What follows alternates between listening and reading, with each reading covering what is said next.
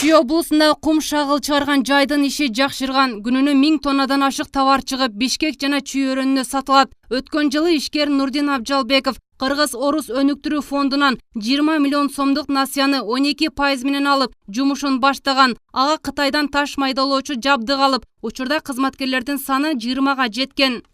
Мы производим щебень, отсев, оптимальный. Фондтон алган каражат менен иштин көлөмүн 3 эсеге жогорулаттым. Бизден чыккан кум, шагылдын кардары көп.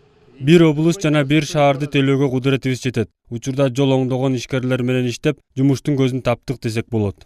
Кыргыз-Орус өнүктүрүү фондунун иши көзгө басар. Учурда алма көчөтүн олтургузган дыйкандарга 7 жылга насыя берилип, алгачкы 2 жылында төлөмдөн бошотулат. Бул үчүн банктар менен өз ара келишим түзүлүп, иш аягына чыгып калды. Максат чакан ишкерлерди колдоп, дыйкандарды жаз алдында техника менен камсыздоо.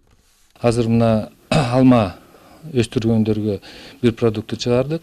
Эмки жумада уже банктарга беребиз. 2 жылга каникул болот. Кредит болсо 7 жылга берилет.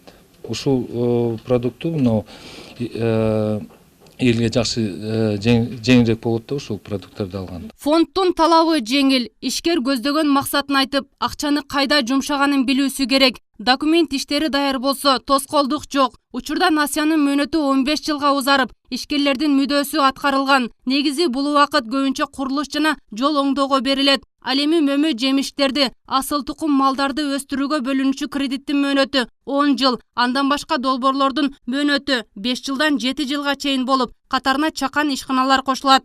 Биз корпусный мебель жасайбыз да, анан мягкий мебелге биз мына азыр биринчи жолу кадам шилтеп атабыз. Фермерлер үчүн да жагымдуу жаңылык. Эми дыйкандар айыл чарба техникаларын микрокредиттик компаниялардан алышса болот. Ага ылайык насыя алуучулар 12% үстөк менен 7 жылда лизингти төлөп берүүсү талап. Фонд буга чейин жалпы 685 долбоорду каржылап, анын ичиндеги 25 долбоорду түз каржылаган. Учурда Кыргыз-Орус өнүктүрүү фонду насыяны сом аркылуу 12%, ал эми АКШ доллары менен алса, үстөк акчасы 5% менен берет.